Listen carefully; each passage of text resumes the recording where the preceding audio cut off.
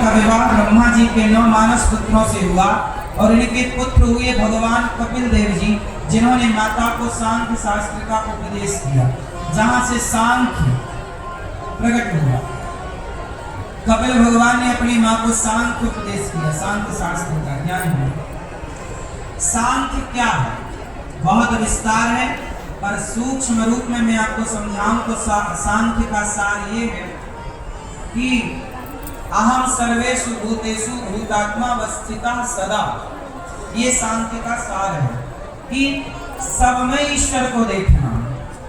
सांख्य शास्त्र ये सिखाता है, सांख्य का ज्ञान ये कहता है कि ईश्वर के अतिरिक्त किसी और की सत्ता नहीं है।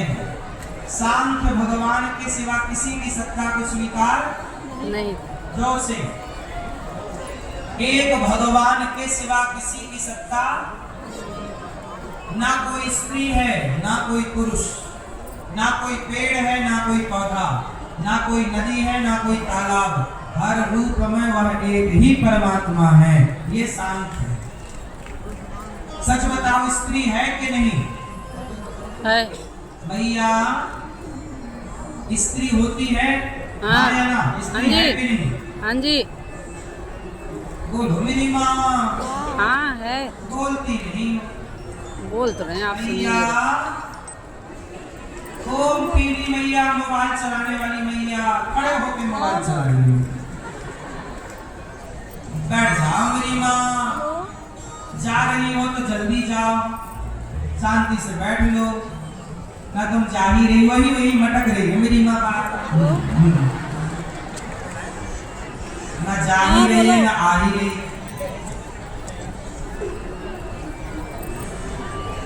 क्या? शांति से सुन लो। वो छोरा, तुम कहाँ खड़े हो गए? कथा में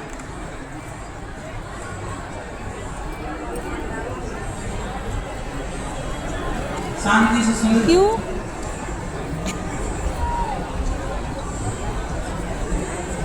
क्यों बाबा? एक भगवान के सिवा किसी और की सत्ता नहीं है। चलो बताओ, स्त्री है कि नहीं? जोर से। नकली है। तुम कुछ लेना मत, तक मारो। पुरुष है कि नहीं? है। फालतू पैसा मत वेस्ट। पुरुष भी है, स्त्री भी है, पेड़ पौधा है कि नहीं? है।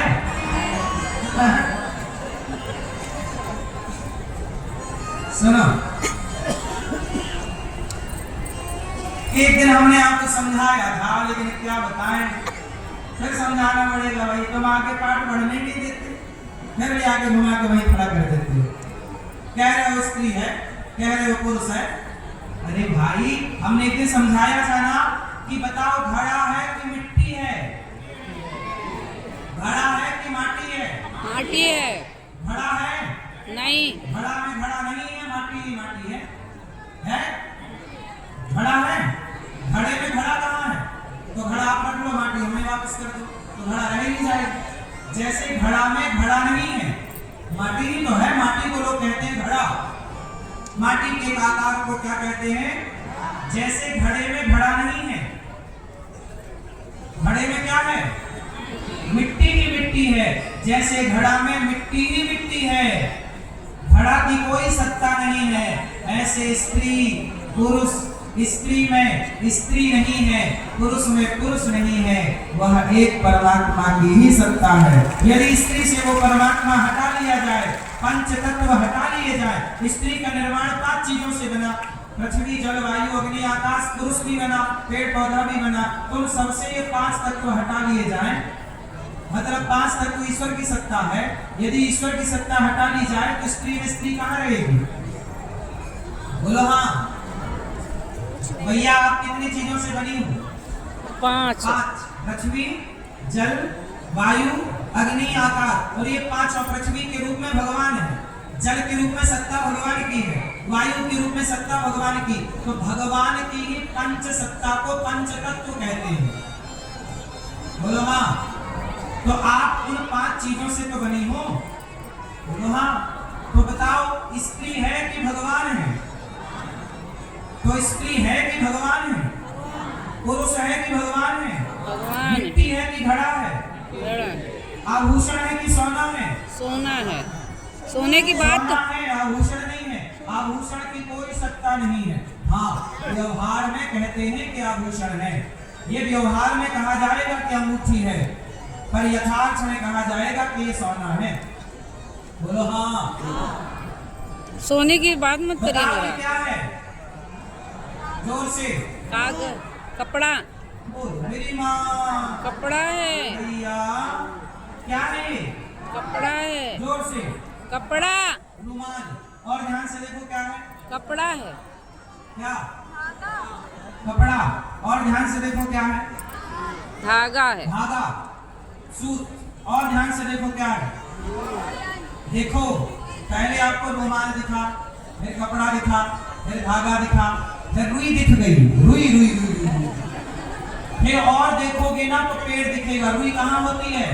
पेड़, पेड़ पर। और ध्यान से देखोगे तो पेड़ कहाँ से होता है? बीज से। बीज से। बीज ही तो बोया था किसान ने, तो बीज से पौधा हुआ, पौधे पे फल के रूप में कपास लगा, रुई लगी, और रुई को किसान ने बाजार में बेचा। एक व्यापारी ने खरीदा, रुई से धागा बनाया, धागा से कपड़ा बनाया, कपड़ा हम सब ने पहन लिया। तो मूल में क्या है? जोर से सब बोलेंगे। मूल में क्या है? कपड़ा कोई भी हो, पर कपड़े का मूल में एक बीज है। उसी प्रकार सृष्टि में कोई भी योनि हो, पर मूल में एक बीज है। पुरुषायादि बीजाय परेशायादि धीमहि। वह एक बीज के रूप में परमात्मा की सत्ता है। यही सांख्य है। एक किसकी सत्ता है? जोर से। क्या भगवान की सत्ता के सिवा किसी और की सत्ता है? नहीं क्या अनिरुद्धाचार्य की कोई सत्ता है? है, क्या स्त्री की कोई सत्ता है? नहीं क्या पुरुष की कोई सत्ता है? नहीं। किसी की सत्ता नहीं है। सत्ता है केवल भगवान। भगवान की।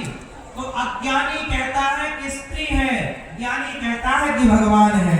अज्ञानी कहता है पुरुष है, ज्ञानी कहता है कि भगवान है। जो संसार देखे, जो जगत देखे वो अज्ञानी है, और जो जगत में ही जगन्नाथ को देखे वो ज्ञानी है। जिसे गुलाब नजर आए वो अज्ञानी है, और जिसे गुलाब बनाने वाला परमात्मा नजर आ जाए वो ज्ञानी है। जिसे स्त्री नजर आए वो अज्ञानी, और जिसे स्त्री बनाने वाला परमात्मा नजर आ जाए वो। हर स्त्री में परमात्मा की सत्ता है, हर पुरुष में परमात्मा की सत्ता। कुत्ता, बिल्ली, गधा, चींटी, हाथी, सब में कौन है?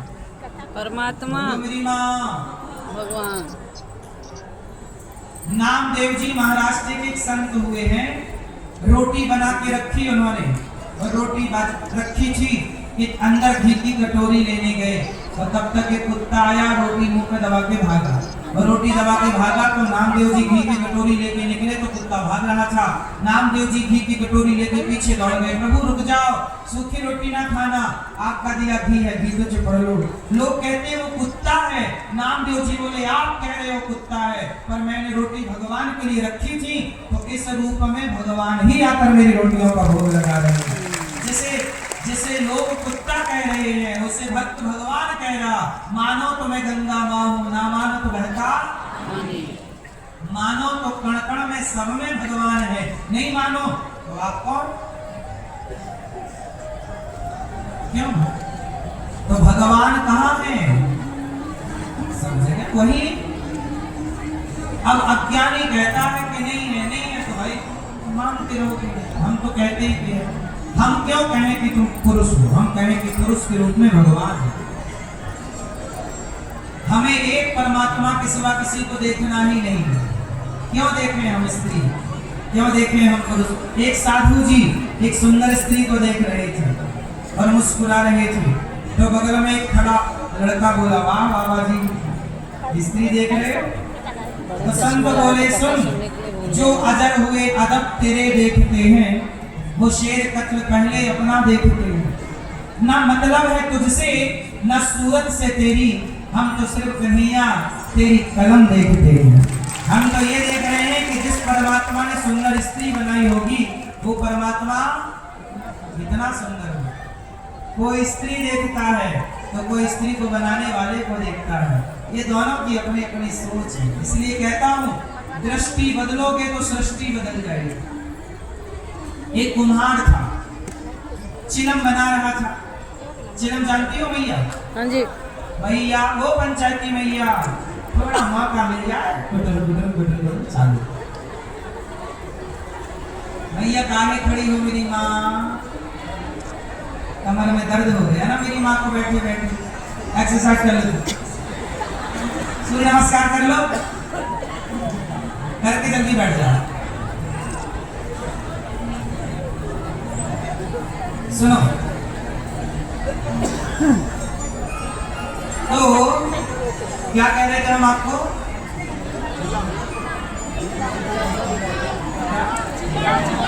चिलम, हाँ चिलम। आप लोग चिलम जानते हैं? ये मोबाइल वाले भैया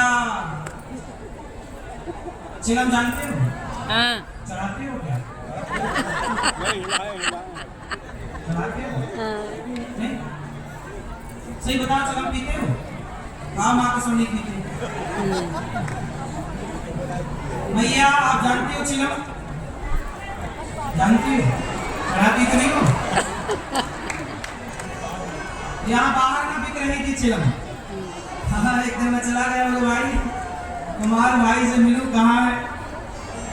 मैंने कहा जितना टाइम ये चिलम बनाने में लगाया, इतना टाइम घड़ा बनाने में लगा था। एक कुम्हार चिलम बना रहा था। तो एक कुम्हार चिलम बना रहा था। एक संत जी बोले चिलम ना बना, घड़ा बना, गर्मी आ रही है। कुम्हार ने चिलम की माटी से घड़ा बना दिया, बाद सुखाया, पकाया, बाजार में बेचा। और जब उस घड़े को किसी व्यक्ति ने खरीदा, पानी भरा और प्यास बुझाई, तो पीने वाला, पानी पीने वाला बोला वाह कितना शीतल जल है, आनंद आ गया। तब घड़े की माटी से आवाज आ गई, कुम्हार तेरे विचार बदले थे, मेरी जिंदगी बदल गई। क्यों? तूने मुझे चिलम बनाया होता तो मैं भी जलता, जो इसको पीता वो भी जलता। चिलम भी तो जलती है और चिलम पीने वाले की छाती भी जलती है, लेकिन तूने मुझे घड़ा बनाया, मैं भी ठंडा हूँ, जो इसका जल पी रहा है वो भी शीतलता को प्राप्त हो रहा है। कुम्हार तेरे विचार बदले, मेरी तो जिंदगी बदल गई। सच बताऊं मेरी माँ, आपकी एक विचारधारा, आपकी एक सोच आपकी जिंदगी बदल सकती है। इसलिए कहता हूँ, सोच अच्छी हो तो सब अच्छा है, सोच ही घटिया है तो सब घटिया है। आपसे ही संसार है, आपके विचारों से संसार का निर्माण है। ये संसार कैसा है?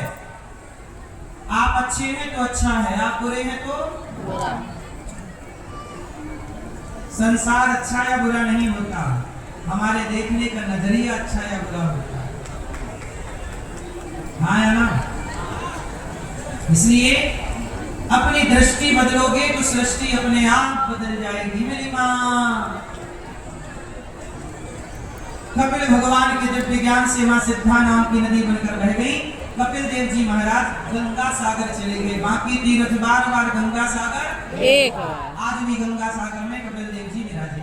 बोलिए कपिल देव भगवान की जय। अब मनु जी महाराज की तीसरी बेटी हुई प्रसूति, आकुति, देवहूति, प्रसूति। प्रसूति का विवाह हुआ दक्ष से।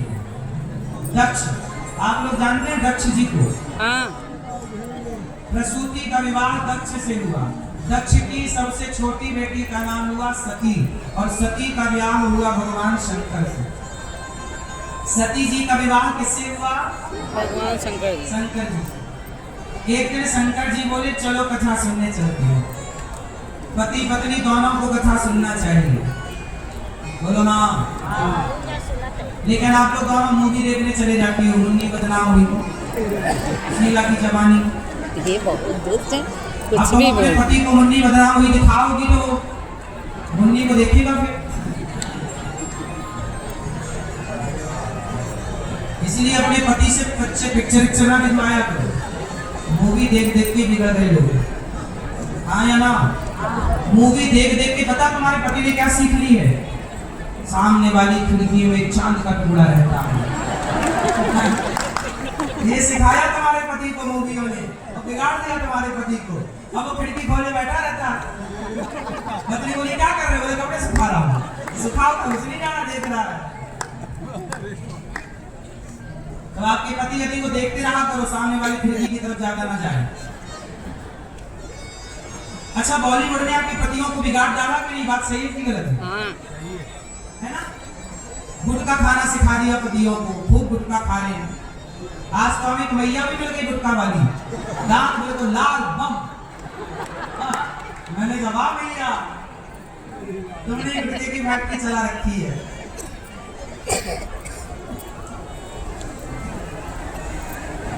भैयाएं भी चालू कर दी गुटखा खाना, मेरी माँ।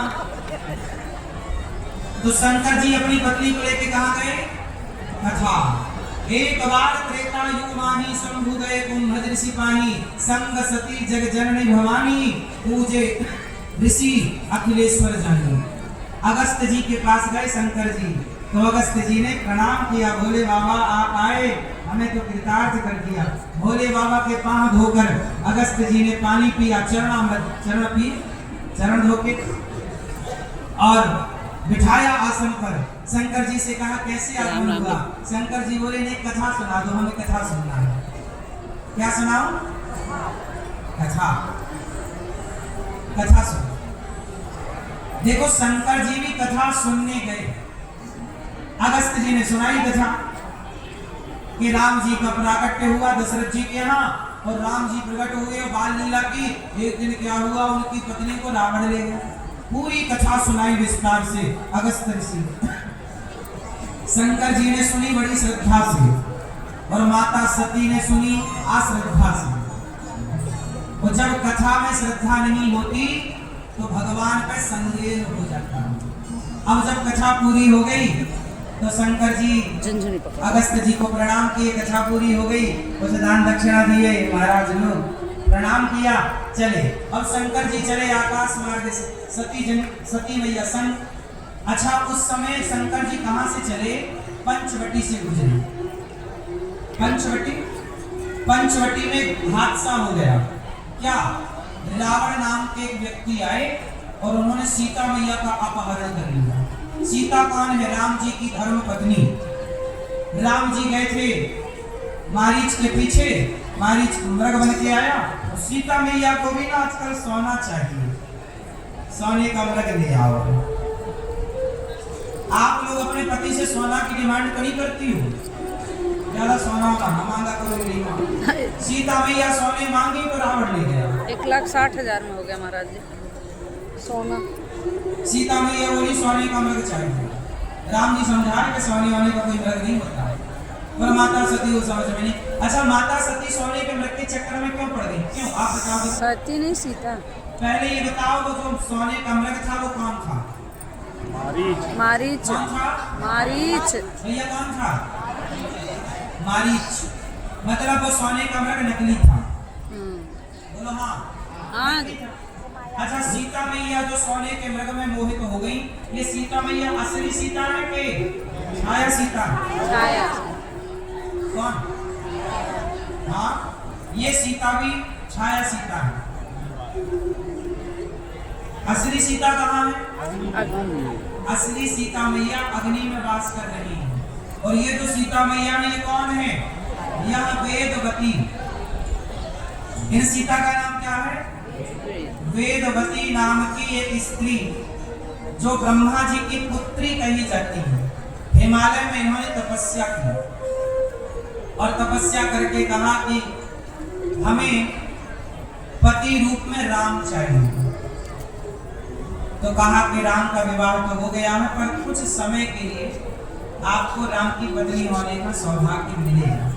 तो जब असली सीता अग्नि में चली गई तो सीता का किरदार निभाने के लिए, सीता का अभिनय करने के लिए वेदवती को बुलाया गया।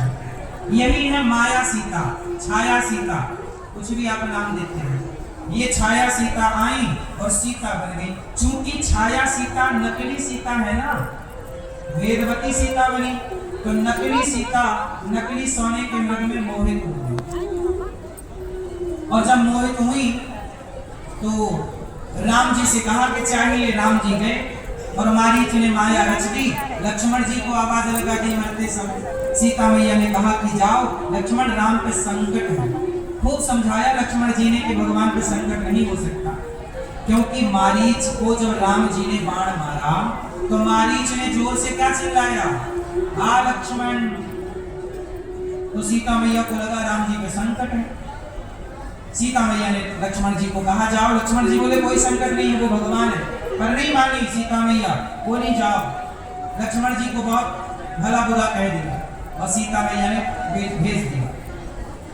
अब लक्ष्मण जी गए, सीता मैया घर में अकेली, तो रावण आ गया। और रावण आया और रावण ने भिक्षा मांगी, भिक्षाम देही। सीता मैया को लगा कोई साधु है, महाराज आओ अंदर आके ले लो। नहीं, ये लक्ष्मण रेखा से पार आओ, बाहर आओ। और जैसे ही सीता मैया बाहर निकली, रावण उठा के ले गया। और रावण जब ले गया और जब राम जी कुटिया पे आए, सीता को नहीं पाया तो राम जी पागलों की तरह सीता सीता सीता, हे खगमृग हे मधुकर श्रेणी, तुम देखी सीता मरने, कहाँ हो सीता, कहाँ हो सीता।